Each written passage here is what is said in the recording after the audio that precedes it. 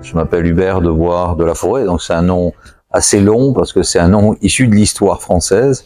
Et je suis propriétaire, mais pas seulement propriétaire, je suis propriétaire de Château Angélus, qui est un des vins phares dans le monde, considéré comme dans les meilleurs vins produits dans le monde. C'est une chance formidable.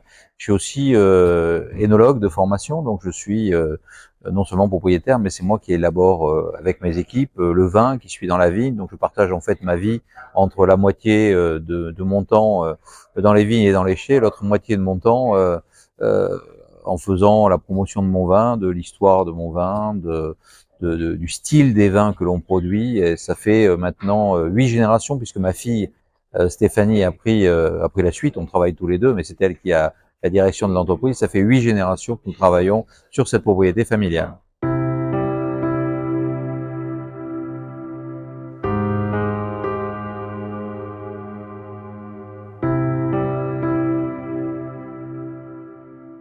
Voilà, alors je viens effectivement beaucoup en Asie déjà, depuis longtemps, puisque je viens en Asie depuis plus de 30 ans, 35 ans même, parce que j'ai toujours pensé et considéré que c'était un pôle d'attraction formidable pour nos grands vins, et notamment les vins de la rive droite, de Saint-Émilion particulièrement, puisque Saint-Émilion est d'abord une belle cité, puis Angélus est un des 2 ou 3 plus grands fleurons de Saint-Émilion. Donc je pense que vraiment ici il y a un pôle d'attraction, il y a vraiment une image très très forte et qu'il faut cultiver, qu'il faut entretenir.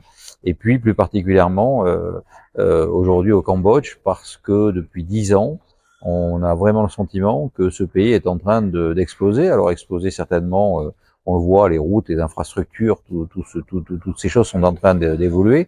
Alors le goût des vins et la curiosité des Thaïlandais, des Thaïlandais, c'est un lapsus, parce que j'étais en Thaïlande juste avant, mais des Cambodgiens est assez incroyable, quoi. Les discussions qu'on a, et notamment avec les jeunes générations, les plus anciennes qui avaient une connaissance, mais les jeunes générations, on sent que ça s'élargit, et ils ont d'abord une curiosité sur les vins, ils veulent venir visiter, ils veulent comprendre pourquoi, ils adorent ces vins de la rive droite. C'est pour ça qu'ils aiment Angélus particulièrement, sur un toucher de tanin qui est peut-être assez particulier, quelque chose qu'on ressent ici, particulièrement en Asie. Je dis toujours que ça c'est un peu goût de, je sais pas si on peut dire ça, mais ça a un peu goût de cachemire, quelque chose qui caresse le palais tout en étant avec une certaine densité, mais qui est élégant, qui est extrêmement élégant et extrêmement sur la finesse. Donc ici au Cambodge, la réponse est très forte. Alors elle est peut-être aussi forte que le pays est en train de boomer en quelque sorte, et on s'aperçoit qu'il y a non seulement une curiosité, mais une appétence à vouloir consommer ces vins, et consommer Angélus, qui est devenu, je pense, au Cambodge aujourd'hui, si ce n'est la marque la plus forte, la plus connue, la plus reconnue. On ouvre ça pour des mariages, on ouvre ça pour des fiançailles, pour des rencontres, on ouvre ça pour des occasions, et donc sans doute la marque ou dans les 2 ou 3 marques les plus attractives et les plus reconnues ici au Cambodge. C'est la raison pour laquelle on vient tous les ans, quelquefois 2 fois par an, pour entretenir ces relations. En fait, on a des distributeurs, des importateurs qui travaillent ici, mais après on a besoin de rencontrer directement nos consommateurs, de leur parler. Ils sont très curieux. J'avais un déjeuner à midi, j'ai un dîner ce soir, sans arrêt des questions en disant mais pourquoi et comment faites-vous, et aussi sont très attentifs à l'histoire de notre famille. On est parmi les dernières grandes familles. Il y en a très très peu, parce qu'aujourd'hui beaucoup de propriétés ont été vendues pour des raisons familiales, donc on est très très peu à avoir cette histoire familiale liée sur 240 ans d'histoire, avec quelque chose de très particulier, un style, et surtout un style de vin est reconnu dans le monde entier comme étant ce que je disais tout à l'heure, dans peut-être les 10 ou 15 plus grands vins produits au monde. Donc c'est une chance formidable de continuer à l'incarner, de l'incarner familialement. Je pense que les Cambodgiens sont très attentifs et sont très curieux de cette qualité des vins, mais de cette histoire derrière les vins. Il y a vraiment une histoire, il y a vraiment un côté humain derrière les vins, ça les intéresse beaucoup.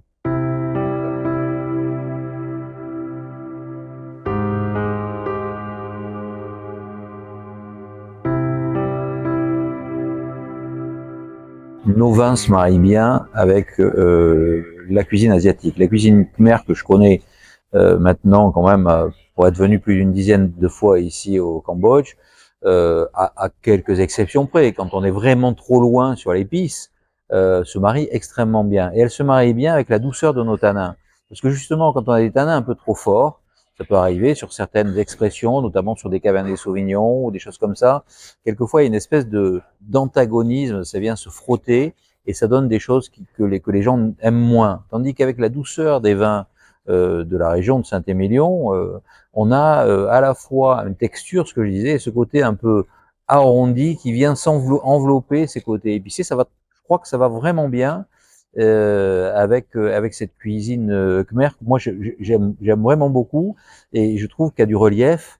Et on a d'ailleurs, on avait un jeune cuisinier aujourd'hui qui nous a fait une belle démonstration de ce que pouvait être une cuisine khmer qui était, il y avait un peu de tradition, mais il y avait aussi de la modernité. C'était vraiment, enfin, ça pouvait être digne d'une étoile, quoi. Alors j'en parle d'autant plus qu'on a aussi familialement 2 restaurants étoilés, un à Saint-Émilion et un à Bordeaux, et que pour nous la cuisine c'est très important, ça accompagne les vins et c'est quelque chose c'est un axe vertical pour nos productions. Et donc ici, je trouve vraiment que ça va très bien, et particulièrement, je pense que les vins d'Angelus sont reconnus comme ça. J'ai trouvé des gens qui non seulement goûtent, sont contents, mais en plus ils consomment, parce que les Cambodgiens, quand ils aiment le vin, ils consomment le vin, ils le consomment bien et avec plaisir. Donc ça fait toujours plaisir de voir des gens qui répondent à ce message. Nous, on est des producteurs, on essaie de créer le bonheur, en fait, de créer le bonheur pour nos consommateurs. Et là, il y a une vraie réponse, ça fait toujours plaisir. On a le sourire. Quand on arrive ici, on a vraiment le sourire.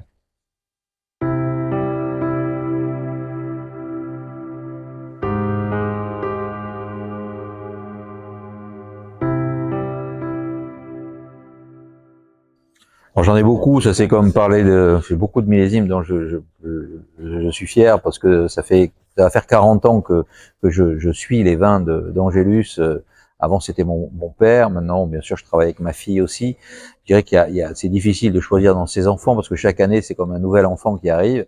Il y a quelques millésimes, je peux pas en donner un seul, mais il y a quelques millésimes un peu mythiques. Il y a les 89 qui sont formidables bien sûr, 2005 qui est un millésime hors norme.